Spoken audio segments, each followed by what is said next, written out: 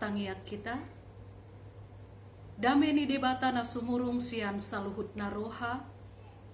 Imana mangaramoti ate-ate dohot pikiran muna. Di bagasan Kristus Yesus, Tuhan si hokop jala si paluahita. Amin. Shalom amang inang dan anak-anak kami sekalian. Hari ini kita kembali melaksanakan kebaktian keluarga di rumah kita masing-masing ataupun di tempat kita saat ini dalam kesendirian kita karena pekerjaan dan aktivitas yang harus kita selesaikan. Dan nas firman Tuhan yang menjadi renungan khotbah untuk kita dari kitab Ulangan pasal 31 dimulai dari ayat 14 sampai dengan ayat yang ke-22. Demikian firman Tuhan. Pendahuluan nyanyian Musa.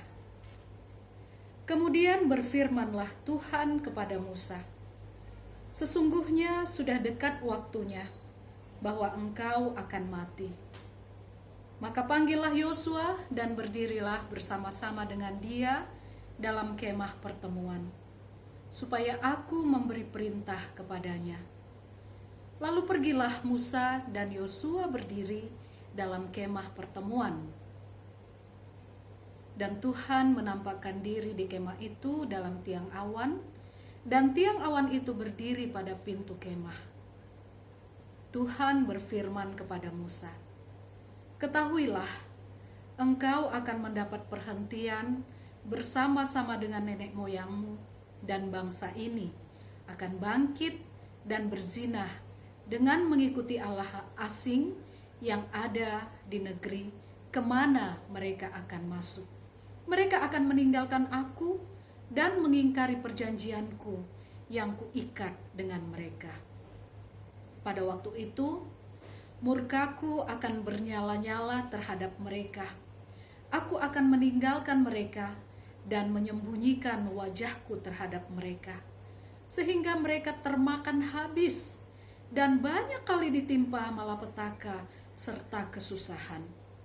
Maka pada waktu itu mereka akan berkata, bukankah malapetaka itu menimpa kita oleh sebab Allah kita tidak ada di tengah-tengah kita? Tetapi aku akan menyembunyikan wajahku sama sekali pada waktu itu, karena segala kejahatan yang telah dilakukan mereka, yakni mereka telah berpaling kepada Allah lain. Oleh sebab itu, tuliskanlah nyanyian ini dan ajarkanlah kepada orang Israel. Letakkanlah di dalam mulut mereka, supaya nyanyian ini menjadi saksi bagiku terhadap orang Israel. Sebab aku akan membawa mereka ke tanah yang kujanjikan dengan sumpah kepada nenek moyang mereka, yakni tanah yang berlimpah-limpah susu dan madunya. Mereka akan makan dan kenyang dan menjadi gemuk, tetapi mereka akan berpaling kepada Allah lain dan beribadah kepadanya. Aku ini akan dinista mereka, dan perjanjianku akan diingkari mereka. Maka apabila banyak kali mereka ditimpa malapetaka serta kesusahan, maka nyanyian ini akan menjadi kesaksian terhadap mereka, sebab nyanyian ini akan tetap melekat pada bibir keturunan mereka. Sebab aku tahu niat yang dikandung mereka pada hari ini, sebelum aku membawa mereka ke negeri yang kujanjikan dengan sumpah kepada mereka. Maka Musa menuliskan nyanyian ini dan mengajarkannya kepada orang Israel. Sampai demikian pembacaan nas firman Tuhan. Jemaat yang dikasihi Tuhan kita Yesus Kristus, dalam bagian Alkitab yang kita baca saat ini, kita melihat bahwa Tuhan menggunakan nyanyian untuk mengajar ataupun mengingatkan bangsa Israel dalam perjalanan hidup mereka. Ya, memang cara Tuhan mengajar sangatlah kreatif. Ada berbagai cara yang Tuhan gunakan. Terkadang Allah mengajar umatnya secara langsung, dengan jalan memanggil hambanya. Misalnya saja Allah memanggil Nabi Yesaya untuk menyampaikan pesannya agar disampaikan ke tengah-tengah umat, agar mereka sadar akan kesalahan mereka dan bertobat, memohon ampun ke hadapan Allah. Allah bisa memanggil seorang nabi dan menyatakan pesannya secara langsung untuk disampaikan di tengah-tengah bangsa. Akan tetapi juga, saudaraku yang terkasih, ternyata tidak hanya berbicara melalui nabinya untuk pesan yang harus disampaikan, tapi kalau kita membaca di dalam kitab Perjanjian Lama, dari antara kita mungkin pernah membaca kisah Nabi Hosea yang disuruh oleh Allah untuk menikahi seorang perempuan yang tidak setia yang bernama Gomer. Pernikahan Hosea dan Gomer adalah sebuah simbol yang Tuhan gunakan untuk mengajar orang Israel bagaimana hubungan antara Tuhan dengan umat Israel, umat yang dikasihinya. Dalam bacaan kitab Hosea diceritakan bahwa Hosea diminta oleh Allah untuk tetap setia kepada istrinya. Hal ini merupakan gambaran dari Tuhan Allah sendiri.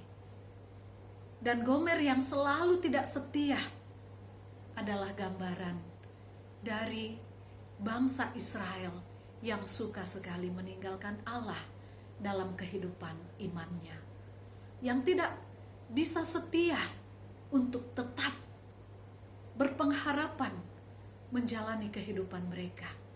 Ketika ada sedikit kesusahan, mereka cepat berpaling kepada ilah-ilah lain.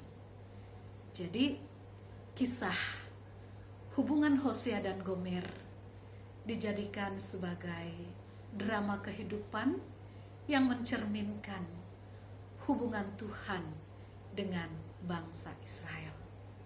Atau mungkin kita juga pernah membaca di dalam Alkitab bagaimana diceritakan tentang Nabi Yunus yang melarikan diri saat Allah menyuruhnya untuk pergi ke kota Ninive.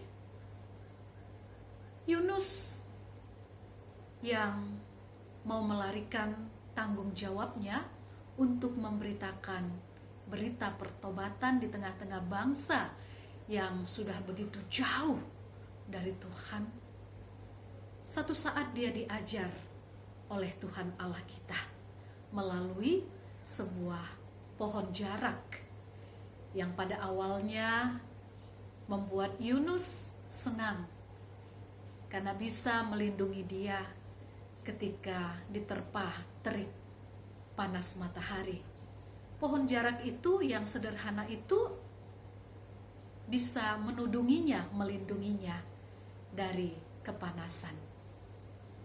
Namun kemudian Yunus menjadi marah karena ternyata kemudian pohon jarak yang tadinya melindungi dia menjadi layu dan mati. Ternyata dari peristiwa ini pun Tuhan Allah sedang mengajar Yunus. Allah mengatakan, jika engkau Yunus saja, engkau sayang dengan pohon yang tidak istimewa itu, bagaimana aku, Allah, bisa tidak sayang dengan ribuan jiwa, ribuan orang di kota Ninive yang hidupnya jauh dari kehendakku. Firman Tuhan kepada Yunus, nabi yang tidak setia pada perintah Allah. Dan saudaraku, di antara sekian banyak cara yang digunakan Tuhan untuk mengajar bangsa Israel, Tuhan ternyata juga menggunakan nyanyian sebagai cara untuk mengajar umatnya Israel. Itulah yang kita baca dalam nats ini, khususnya di dalam ayat yang ke-19 dan ayat yang ke-22. Dikatakan, oleh sebab itu tuliskanlah nyanyian ini dan ajarkanlah kepada orang Israel. Letakkanlah di dalam mulut mereka, supaya nyanyian ini menjadi saksi bagiku terhadap Israel. Maka Musa menuliskan nyanyian ini dan mengajarkannya kepada orang Israel. Dan pada saat itu Musa sudah hampir meninggal, dan Allah mengetahui keadaan itu sehingga dia memberikan satu amanat untuk dilakukan oleh Musa agar apa yang dipesankan oleh Allah ini dituliskan menjadi satu nyanyian, agar dari generasi ke generasi bangsa Israel dapat memberikan kesaksian bahwa Allah sudah memperingatkan, bahwa Allah sudah memberikan nasihat, bahwa Allah sudah di awal mengingatkan bangsa ini untuk tetap setia, tidak berpaling kepada ilah-ilah, kemana mereka memasuki kota demi kota. Saudara yang dikasihi Tuhan kita Yesus Kristus, sudah menjadi sebuah kebiasaan dalam kepribadian seseorang. Seringkali kita mendengar apabila orang tersebut telah mencapai apa yang dia inginkan dan dia cita-citakan, orang tersebut bisa menjadi lupa diri. Sebab keberhasilan seringkali cenderung menimbulkan kesombongan, rasa percaya diri yang terlalu berlebihan, sehingga menganggap yang lain, bahkan Tuhan, tidak lagi penting di dalam kehidupannya. Sehingga seseorang yang telah menggapai, sudah menduduki sebuah jabatan yang tinggi, akan selalu diingatkan agar tetap menjadi orang yang rendah hati, agar dia kelak tidak tersandung oleh karena kesombongannya sendiri. Seseorang yang melakukan kesalahan, yang walaupun sudah diingatkan berkali-kali, namun tetap melakukan kesalahan yang sama, tentu saja kesalahan itu dilakukannya dari sepengetahuannya atau dalam kesadarannya, dan bisa dikatakan dia sengaja melakukan kesalahan tersebut. Orang yang sedemikian adalah sewajarnya, sepantasnya mendapatkan ganjaran dari perbuatannya sendiri. Dan hal itulah yang disampaikan Allah melalui hambanya Musa dalam nats ini, bahwa tidak ada yang tersembunyi di hadapan Allah. Allah tahu isi hati manusia yang terdalam, apa yang ada di dalam batin manusia. Oleh sebab itu, ketika Allah mengungkapkan keprihatinannya terhadap pengkhianatan Israel di kemudian hari, itu bukan untuk sekedar menimbulkan perasaan harap-harap cemas, melainkan sesuatu yang serius, yang harus sungguh-sungguh ditanggapi, diperhatikan oleh bangsa Israel. Musa yang mengasihi Allah, tapi Musa juga sangat mengasihi bangsanya, bangsa Israel. Namun apa yang ada di dalam pesan Allah, sesungguhnya Musa sama sekali tidak mengetahui apa yang bakal terjadi terhadap bangsa Israel di kemudian hari. Allah yang membuka rahasia itu kepada Musa melalui pesan ini, bahwa orang-orang Israel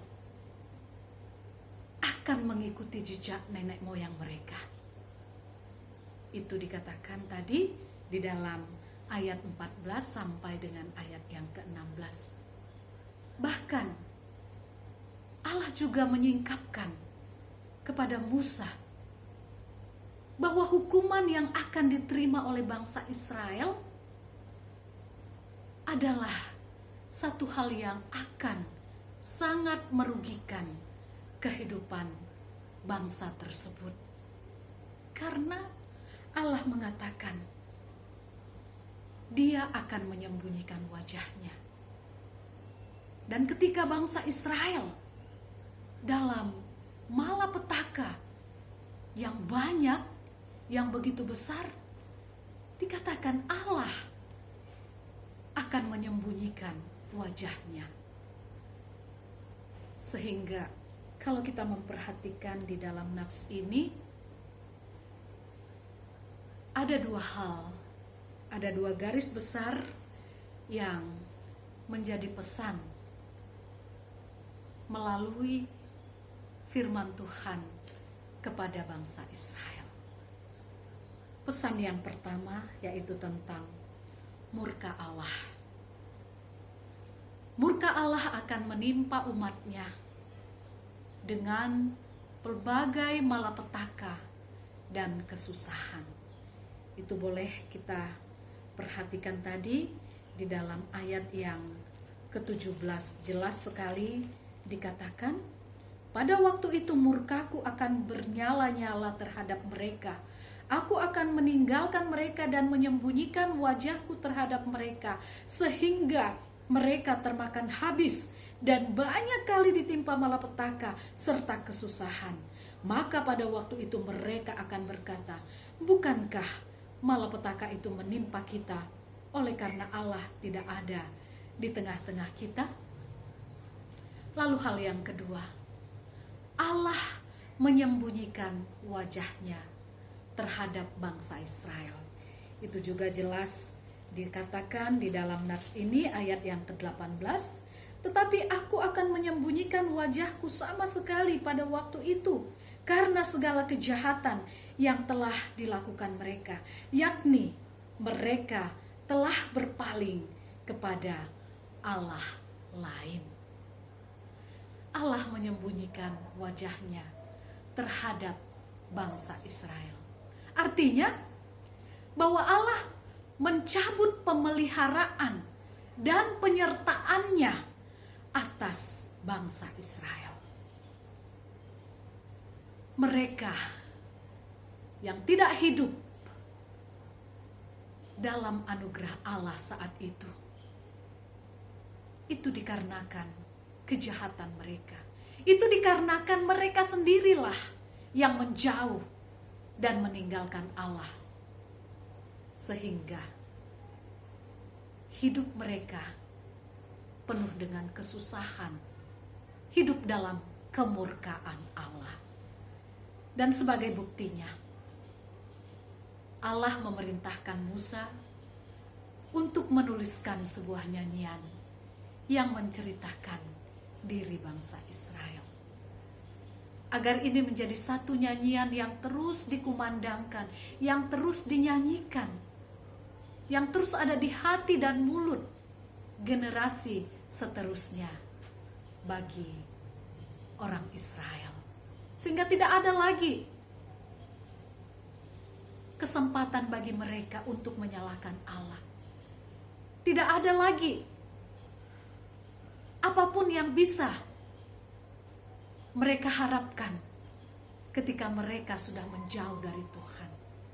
Karena semuanya sudah ditentukan. Semuanya sejak dari awal telah diperingatkan oleh Tuhan. Sehingga nyanyian ini dikatakan Allah menjadi saksi akan kesetiaan Allah dan janji Allah dan juga peringatannya agar umat Israel tetap setia, agar umat Israel bisa menjaga diri ketika pun mereka memasuki kota demi kota dengan ilah-ilah yang ada di sekitar mereka. Jemaat yang dikasihi Tuhan kita Yesus Kristus, di minggu kantate ini kembali kita diingatkan untuk bernyanyi bagi kemuliaan Allah. Bernyanyi bagi kemuliaan Allah berarti kita menaikkan nyanyian pujian yang membawa hati kita, jiwa kita sepenuhnya terpusat untuk kemuliaan Allah. Bukan terarah kepada diri kita, bukan terarah kepada merdunya, bagusnya suara kita. Untuk itulah, sebagai orang percaya, dalam ibadah kita, dalam setiap kesempatan ketika kita bernyanyi, baik dalam persekutuan di gereja, dalam persekutuan ibadah di tengah keluarga, ataupun dalam kesempatan-kesempatan lainnya, biarlah kita berhati-hati supaya kita tidak berdosa saat kita menyanyikan nyanyian pujian bagi Allah. Apakah kita bisa berdosa saat kita menyanyi nyanyian rohani? Tentu saja hal itu bisa membawa kita jatuh ke dalam dosa ketika kita menaikkan pujian itu hanya untuk menunjukkan kehebatan kita, kepiawaian kita, kehebatan kita, kemerduan suara kita. Untuk itulah, saudara yang terkasih,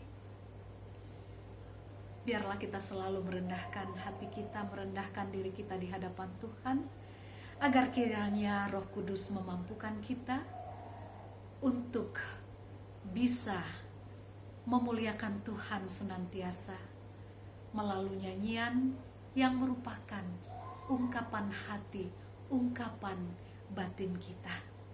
Dan biarlah setiap nyanyian penyembahan, nyanyian rohani yang kita naikkan kepada Tuhan, ini dapat meneguhkan firman Tuhan, menguatkan pesan dari firman Tuhan, sehingga nyanyian pujian yang kita naikkan ke hadapan Allah adalah merupakan ekspresi hati dan jiwa kita kepada Tuhan, untuk semakin mendekatkan kita kepada Tuhan, agar kita semakin memahami kehendak Tuhan untuk kita berlakukan dalam kehidupan kita. Hidup ini adalah pilihan. Dalam kehidupan ini kita harus memilih melalui nyanyian yang merupakan kesaksian Allah terhadap bangsa Israel. Kita juga yang adalah umat pilihan Allah, orang-orang yang sudah dipilih Allah di dalam Kristus Yesus untuk menjadi pemenang-pemenang di dalam iman melawan segala godaan di tengah perjalanan hidup kita. Biarlah kita memilih untuk hidup dalam ketaatan pada kehendak Tuhan dan berusaha tetap mencari wajah Tuhan untuk tetap melindungi kita, sehingga kita dimampukan melawan segala godaan yang ada, sehingga dalam berkantate kita menyanyikan nyanyian baru, yaitu kehidupan baru, kehidupan yang telah ditransformasi oleh kuasa karya Roh Kudus yang senantiasa tinggal di dalam kita, sehingga segenap kehidupan kita menjadi pujian, penyembahan, kemuliaan yang menyenangkan hati Tuhan. Amin.